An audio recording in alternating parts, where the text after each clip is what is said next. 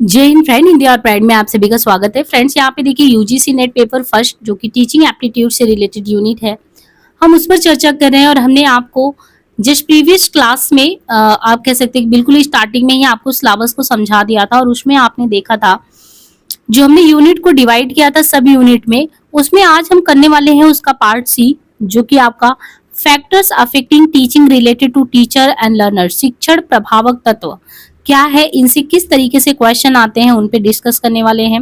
और डेफिनेटली आपने ऐसा होप हम करते हैं कि आप पहले के क्वेश्चन को लगा के आए होंगे और बहुत कुछ आप जो है एनालिसिस करने के स्तर पे आगे बढ़ चुके होंगे। तो यहाँ पे देखिए जो आपका factors affecting teaching related to teacher and learner से क्वेश्चन आता है, यहाँ दिया है कि पहला आपको सुमेलित करना है। कुछ इस टाइप के क्वेश्चन आ सकते हैं कि लिस्ट 1 को 2 से सुमेलित करना है। पहला दिया कि फैक्टर्स जो factor influencing learning, factors influencing learning अगर देखें तो इनके अलावा इलुस्ट्रेशन दृष्टांत दिया है, जैसे साइकोलॉजिकल, मनोवैज्ञानिक, सोशियो कल्चर, सामाजिक सांस्कृतिक, इंस्टीट्यूशन, संस्था या टीचिंग लर्निंग। और आपको यहाँ पे दिया है मेथड्स ऑफ टीचिंग में, मेथड्स ऑफ टीचिंग, फिर दिया है फैकल्टी, रिलेशनशिप या इंटेलिजेंस या परिवार।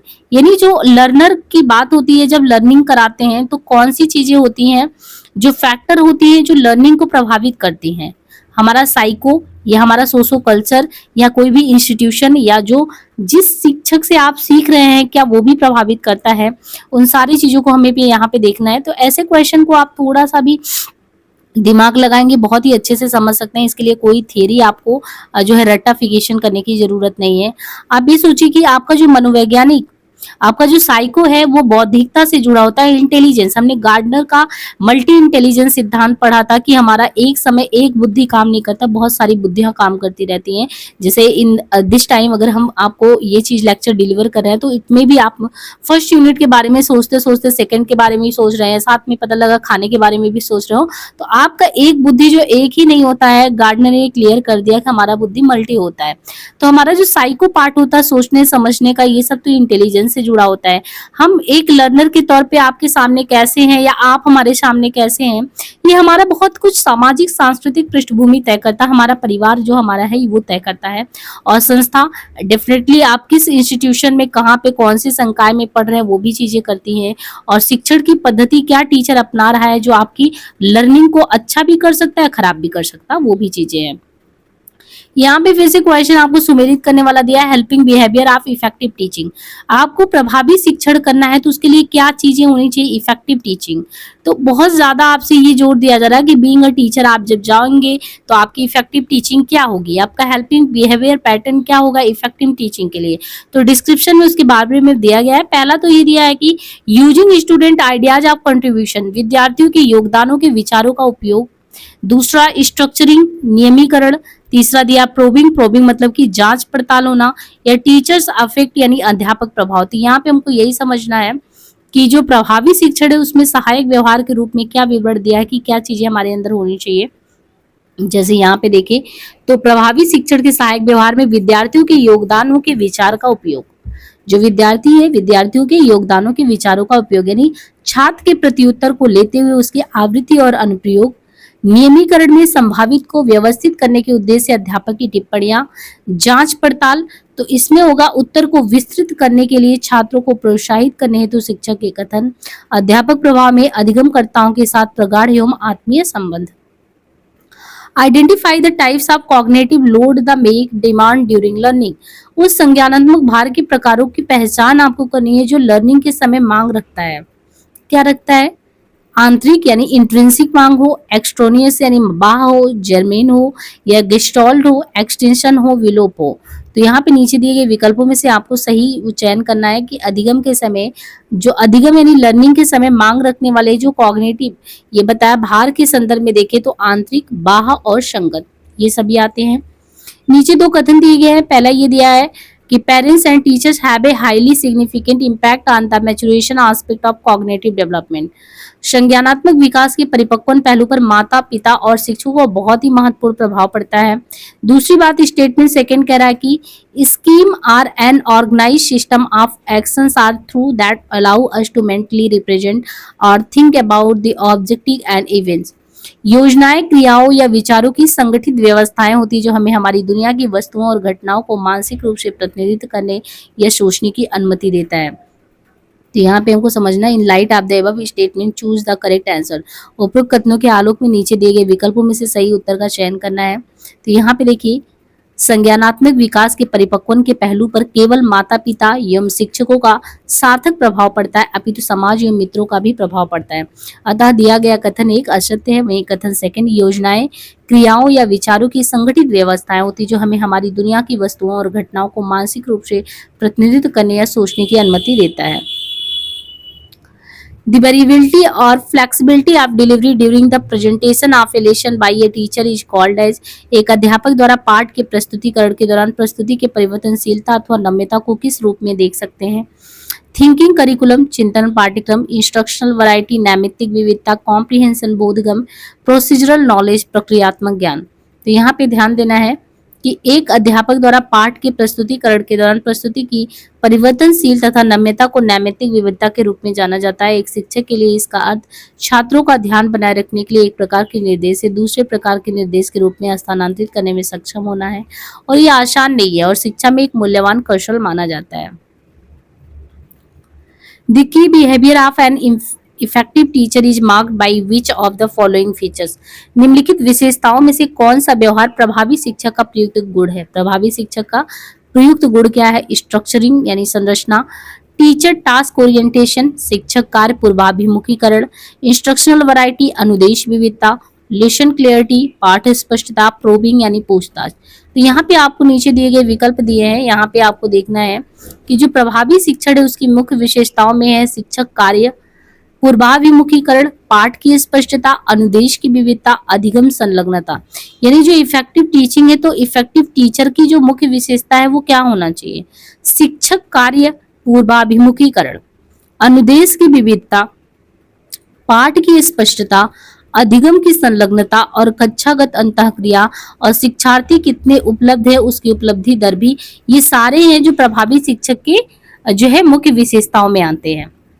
नीचे दो कथन दिए गए हैं। पहला है कि आपको पूछ रहा है कि teachings involve critical and creative interchange between teacher after learner and enhance it is difficult from instruction and training. शिक्षण जो है, टीचिंग जो है वो शिक्षक एवं अधिगम करता, यानी जो शिक्षण है टीचिंग है वो टीचर और लर्नर के मध्य समीक्षात्मक एवं रचनात्मक विनियोग को समावेशित करता है, अतः यह अनुदेशन एवं प्रशिक्षण से जुड़ा हुआ है। और रीजन दिया है यहाँ पे कि अनुदेशन एवं प्रशिक्षण दोनों ही संज्ञानात्मक आदान प्रदान के निम्न स्तर पर आयोजित होते हैं। उपरोक्त कथनों के आलोक में नीचे दिए गए विकल्पों में से सही उत्तर का आपको चयन करना है। यहाँ पे ध्यान देना है कि शिक्षण जो है, शिक्षण शिक्षक तथा अधिगमकर्ता के मध्य समीक्षात्मक एवं रचनात्मक विधियों को समावेशित करता है, अतः यह अनुदेशन से अलग है क्योंकि अनुदेशन एवं प्रशिक्षण दोनों ही संज्ञानात्मक आदान प्रदान के निम्न स्तर पर आयोजित होते हैं। यदि आप शिक्षक हैं और आपकी कक्षा में एक छात्र उत्तर नहीं दे पाता, क्वेश्चन है कि यदि आप शिक्षक हैं और आपकी कक्षा में एक छात्र है जो उत्तर नहीं दे पाता तो आपकी क्या प्रतिक्रिया होगी? Ask him her to sit down, उसको बैठने को कहेंगे। Ask other student to answer, किसी अन्य छात्र को उत्तर देने को कहेंगे। पनिश हिम हर, उसको दंड देंगे। Try to encourage him her, उसको उत्तर देने के लिए प्रोत्साहित करेंगे। तो यहाँ पे हमें ये समझना है कि ये जो क्वेश्चन है पूछा जा रहा है इसमें कि कक्षा में छात्र प्रश्न का उत्तर नहीं दे पाते तो उसे उत्तर देने के लिए प्रोत्साहित करेंगे। इसके लिए उन्हें पूर्व ज्ञान के आधार पर कुछ और तथ्य देंगे जिससे वह आसानी से उत्तर दे पाए। इससे सभी छात्रों को प्रेरणा मिलेगी और कक्षा का वातावरण भी सकारात्मक बना रहेगा। निम्नलिखित अभिकथन ए और तर्क आर पर विचार करना है। पहला यहाँ पे दिया है कि शिक्षण प्रभावशीलता को विशेष संदर्भ में परिभाषित किया जाना चाहिए। Teaching effectiveness should be defined in a specific context. Effective teachers should have good command over their subject. प्रभावकारी शिक्षकों को अपने विषय पर अच्छा अधिकार प्राप्त होना चाहिए। तो यहाँ पे हम देखें कि कथन ए और आर दोनों सही है ना, लेकिन पर्याप्त तर्क प्रस्तुत नहीं करता। यानी पहला जो कह रहा है कि शिक्षण प्रभावशीलता को विशेष संदर्भ में परिभाषित किया जाना चाहिए और उसके लिए क्योंकि कथन के अकॉर्डिंग कारण, तो कारण और कथन सही नहीं है, अलग अलग सेपरेट सही है। निम्नलिखित में से क्या गहन अधिगम से असंगत है? गहन अधिगम यानी लर्निंग में भी गहनतम अगर कहें कि उससे असंगत है कौन सा इसमें, तो तथ्यों का स्मरण करना। अर्थ खोजना सही है, विषयगत ज्ञान का अनुप्रयोग सही है, तार्किक चिंतन सही है। तथ्यों का स्मरण गहन अधिगम के तहत नहीं आता। अधिगम का अर्थ यानी लर्निंग जो है ज्ञान प्राप्त करना, स्मरण करना, अनुभव को संगठित एवं परिष्कृत करना।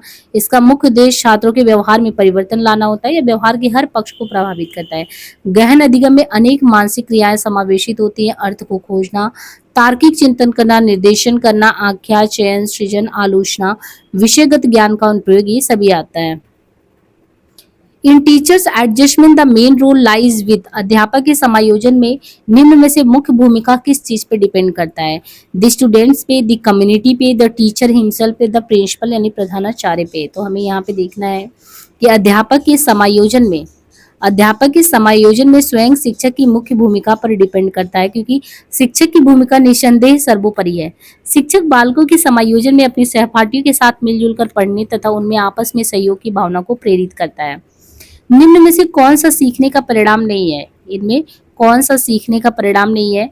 स्किल्स यानी निपुणता, एटीट्यूड अभिवृत्ति, या मैचुरेशन परिपक्वता, नॉलेज यानी ज्ञान। तो परिपक्वता जो है वो सीखने के परिणाम के तहत नहीं आता। क्या चीजें? जो परिपक्वता है वो सीखने के परिणाम के तहत नहीं आता, बल्कि यह आयु के साथ साथ मानसिक विकास होता है। मनुष्य जन्म के उपरांत ही सीखना प्रारंभ कर देता है और जीवन भर कुछ ना कुछ वो सीखता ही रहता है। अतः सीखने के परिणाम ज्ञान, कौशल, क्षमताओं के विकास है जो व्यक्तिगत छात्रों के पास होने चाहिए। निम्नलिखित में से महत्वपूर्ण व्यवहारों की यानी identify from the following those features of key behaviours which are contribute to the effectiveness of teaching. निम्नलिखित में से महत्वपूर्ण व्यवहारों की उन विशेषताओं की पहचान करें जो शिक्षण को प्रभावशाली बनाने में योगदान देता है। Lesson clarity which implies making ideas clear to the learner, पाठों की स्पष्टता जिससे अधिगमकर्ता को विचार स्पष्ट किए जाए। इनके अलावा प्रश्न पूछना जिनमें तथ्य और अवधारणा आधारित प्रश्नों का समावेश हो। इनके अलावा ऐसी पूछताछ जिसमें उत्तर प्राप्त करने एवं आग्रहण संबंधी चेष्टा हो। शिक्षक कार्य अभिविन्यास जो स्पष्ट रूप से पारिभाषित यूनिट के निष्कर्षों पर केंद्रित हो, या अधिगम प्रक्रिया में लगना जिसमें विद्यार्थियों द्वारा अधिगम में लगाए जाने वाले समय की समाविष्टि हो। तो इसमें कौन सा सही है? तो बोरिश के अनुसार महत्वपूर्ण व्यवहार जो है वो 5 है जो शिक्षण को प्रभावशाली बनाते हैं। पाठ की स्पष्टता, निर्देशात्मक विविधता, शिक्षक कार्य अभिविन्यास, अधिगम प्रक्रिया में लगे रहना, छात्र का जो सफलता दर है वो भी इसमें जो है कार्य करता है। यहाँ पे क्वेश्चन दिया है आपको, for effective teaching which of the following is a की बिहेवियर। प्रभाव उत्पादक शिक्षण में निम्नलिखित में से कौन सा प्रमुख व्यवहार है? छात्रों को स्वयं अपने यानी छात्रों के उत्तर की विवेचना के लिए प्रोत्साहित करना। encouraging student to elaborate their own answer or that of other student. Summarizing what was told by the student. छात्र द्वारा अपनी कथित बात का सारांश बनाना। Teacher comments for the purpose of organising what is to come. शिक्षक भावी आयोजन के उद्देश्य टिप्पणी करता है। या उन अधिगमकर्ताओं को विचार स्पष्ट करना जिनकी समझ का स्तर अलग हो। तो यहाँ पे देखिए लर्नर को विचार स्पष्ट करना जिनकी समझ का स्तर भिन्न हो सकता है, प्रभाव उत्पादक शिक्षण का प्रमुख व्यवहार है। बोरिस प्रभाव उत्पादक शिक्षण के 5 प्रमुख व्यवहार बताते हैं जिनमें पाठ स्पष्टता होना चाहिए। एक तो पाठ स्पष्टता हो, निर्देशात्मक विविधता हो, शिक्षण कार्य अभिविन्यास हो, अधिगम प्रक्रिया में संलग्नता और छात्रों की सफलता दर। इसको बिल्कुल बोरिश का ये जो है ना लर्नर का ये जो दिया गया है इसको ध्यान रखिए क्योंकि ये क्वेश्चन बार बार रिपीट हो रहा है। यहाँ पे जैसे दिया है कि which of the following factor contributing to school learning are termed as a social competence. जो विद्यालयी अधिगम है सीखने में, जो भी आप सीखने के लिए जाते हैं तो विद्यालयी अधिगम में योगदान देने वाले निम्नलिखित में से कौन से कारक है जिन्हें सामाजिक दक्षता के रूप में माना जाता है? तो इसमें कौन सा जो सामाजिक दक्षता के रूप में माना जाता है? मोटिवेशन यानी अभिप्रेरणा, इंटेलिजेंस यानी बौद्धिकता, सोशल स्किल्स सामाजिक कौशल, family support, specific ability of the learner अधिगमकर्ता का विशिष्ट योग्यता। तो इसमें हमको ये देखना है कि सामाजिक दक्षता के तहत सामाजिक संवेदनात्मक, संज्ञानात्मक तथा व्यवहारात्मक कौशल आते हैं। अतः विद्यालयी अधिगम में योगदान देने वाले कारक निम्न है जिन्हें सामाजिक दक्षता के रूप में माना जाता है। अभिप्रेरणा, सामाजिक कौशल, पारिवारिक मदद। Which of the following teacher competence belong to the domain of personality and attitude. निम्नलिखित में से कौन कौन सी अध्यापक प्रवृत्ता व्यक्तित्व और अभिवृत्ति के अनुक्षेत्र से जुड़ा हुआ है?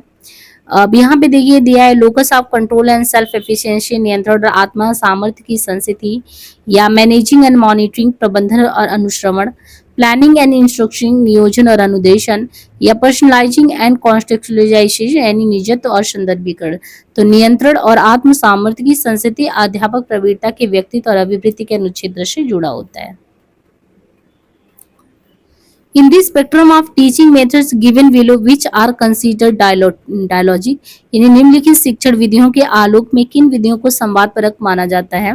लेबोरेटरी वर्क, प्रयोगशाला कार्य, डेमोन्स्ट्रेशन, प्रदर्शन, ट्यूटोरियल्स, अनुशिक्षण, ग्रुप डिसीजन, समूह चर्चा, प्रोजेक्ट वर्क, परियोजना कार्य। तो इनमें से शिक्षण विधियों के आलोक में किन विधियों को संवादपरक माना जाता है, जो बातचीत के उससे जो है पढ़ाई को कंटिन्यू किया जा सके? लेबोरेटरी वर्क, डेमोन्स्ट्रेशन दिखा के चीजों को, या ट्यूटोरियल के, या ग्रुप डिस्कशन से, या प्रोजेक्ट वर्क से? कौन से ऐसे तरीके हैं जिनसे हम ये चीजों को कर सकते हैं? तो संवादपरक शिक्षण विधि एक संप्रेषण विधि है जिनमें उन तकनीकों का यूज किया जाता है जो संप्रेषण से जुड़े होते हैं। संवादपरक शिक्षण विधियों के आलोक में अन्य विधियां अधोलिखित है। व्याख्यान है, अनुशिक्षण है, समूह चर्चा, प्रश्नोत्तर प्रक्रिया है। Which of the following will be said to be the, यानी प्रभावी शिक्षण व्यवहार के सबपटल में निम्नलिखित में से किन्हें व्यवहारिक सामर्थ्यता कहा जाता है? Self efficacy and locus of control, आत्म सामर्थ्य के नियंत्रण की संस्थिति, प्लानिंग एंड टीचिंग, योजना एवं शिक्षण, मैनेजिंग एंड एग्जामिन, प्रबंधन एवं जो है परीक्षण, मूल्यांकन एवं प्रतिपुष्टि उपलब्ध कराना, लॉजिकल, क्लियर एंड कॉन्फिडेंट, तार्किक, स्पष्ट एवं आश्वस्त। तो इनमें से कौन सा जो है यहाँ पे ऑप्शन सही होगा? तो यहाँ पे ध्यान रखिए जो प्रभावी शिक्षण है, प्रभावी शिक्षण व्यवहार के सबपटल में व्यवहारिक सामर्थ्यता वे योग्यताएं हैं जो किसी कार्य को सही करने में सहायक होते हैं, जिसमें योजना व शिक्षण, प्रबंधन व परीक्षण, मूल्यांकन व प्रतिपुष्टि उपलब्ध कराना, ये सभी आता है। Which of the following have been identified as key behavior contributing to effective teaching? प्रभावी शिक्षण में सहयोग करने के लिए निम्नलिखित में से किन्हें प्रमुख व्यवहार के रूप में पहचाना गया है? लेसन क्लियरिटी, पाठ स्पष्टता, इंस्ट्रक्शनल वैरायटी, अनुदेशात्मक विविधता, using student ideas and contribution, विद्यार्थियों के विचारों एवं सहयोग का प्रयोग, इंगेजमेंट इन लर्निंग प्रोसेस, अधिगम प्रक्रिया में संलग्न रहना, स्ट्रक्चरिंग। तो इनमें से देखें जो प्रभावी शिक्षण है, प्रभावी शिक्षण में सहयोग करने के लिए जो व्यवहार हैं उनमें पाठ की स्पष्टता होनी चाहिए। कितनी बार क्वेश्चन आ चुका है इसलिए इसको ध्यान रखिए। पाठ की स्पष्टता हो, अनुदेशात्मक विविधता हो, अधिगम प्रक्रिया में संलग्न रहना, साथ ही विद्यार्थियों का उपलब्धि स्तर, शिक्षक के ज्ञान का स्तर आदि। निम्नलिखित में से किसमें प्रभाव की दिशा प्रमुखता एक तरफा होती है? प्रभाव की दिशा प्रमुखता एक तरफ होता है। वही चीजें काउंसलिंग, परामर्श देना, गाइडिंग, मार्गदर्शन प्रदान करना, टीचिंग, शिक्षण या लर्निंग। तो इनमें से कौन सा होगा? देखिए परामर्श, मार्गदर्शन और शिक्षण में प्रभाव की दिशा दो तरफ होती है, जैसे कि इसमें दोनों लोगों की भागीदारी होती है। लेकिन अधिगम एक तरफा प्रभाव की दिशा, इसमें केवल अधिगमकर्ता प्रभावित होता है। निम्नांकित कथनों में से कौन से कथन शिक्षण प्रभाविता की सबसे महत्वपूर्ण क्रांतिक विशेषताओं को वर्णित करता है? Which of the following statement describe the most critical features of effectiveness of teaching? तो to be effective in teaching require the, जो है वही चीज दिया है कि शिक्षण में जो प्रभाविता हेतु तो मुख्य और सहायक व्यवहार का संगतिकरण और समन्वय। शिक्षण का अर्थ है विद्यार्थी के मस्तिष्क का प्रशिक्षण। प्रभावी शिक्षक सामर्थ्य, मार्गदर्शक और जो है सुकारकों के रूप में कार्य करते हुए विद्यार्थियों के ज्ञान निर्माण प्रक्रिया में मदद करना। यह शिक्षण मुख्यतः विद्यार्थियों को संसूचित करना या प्रभावी शिक्षण द्वारा विद्यार्थियों को स्वयं अपने अधिगम के साधकों की भूमिका में आना सिखाया जाना। तो इनमें से कौन सा सही होगा? तो यहाँ पे देखना है कि जो शिक्षण प्रभाविता है, शिक्षण प्रभाविता की सबसे महत्वपूर्ण विशेषताएं हैं शिक्षण में प्रभाविता हेतु मुख्य और सहायक व्यवहार का संगतिकरण और समन्वय करना। प्रभावी शिक्षण सामर्थ्य, मार्गदर्शकों और निर्देशक के रूप में काम करते हुए विद्यार्थी के ज्ञान निर्माण प्रक्रियाओं में मदद करना। प्रभावी शिक्षण द्वारा विद्यार्थियों को स्वयं अपने अधिगमकर्ता के साधकों की भूमिका में आना सिखाया जाता है।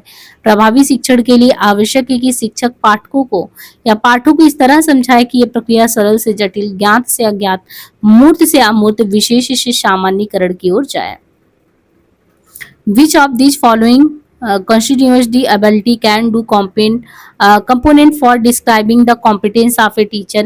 किसी शिक्षक की सक्षमता को वर्णित करने हेतु इनमें से कौन से उसकी क्षमता घटक को निर्माण करते हैं, यानी बनाते हैं? Confidence in performing teaching task, शिक्षण कार्य करने में उसके अंदर आत्मविश्वास दिखे। Knowledge of the subject being thought, पढ़ाए जाने वाले विषय का उसको ज्ञान हो। Skill in analysing the learning task, अधिगम कार्य के विश्लेषण की दक्षता। Experience in handling learning task related situation, अधिगम कार्य से जुड़ी परिस्थितियों को संभालने का अनुभव। या commitment to organising teaching learning task, शिक्षण अधिगम कार्य आयोजित करने की प्रतिबद्धता। तो हमें यहाँ पे देखना है कि पढ़ाए जाने वाले विषय का ज्ञान, अधिगम कार्य के विश्लेषण की दक्षता और अध्ययन कार्य से जुड़ी परिस्थितियों को संभालने का अनुभव आदि किसी शिक्षक की सक्षमता को वर्णित करने हेतु उसके क्षमता घटक का निर्माण करता है।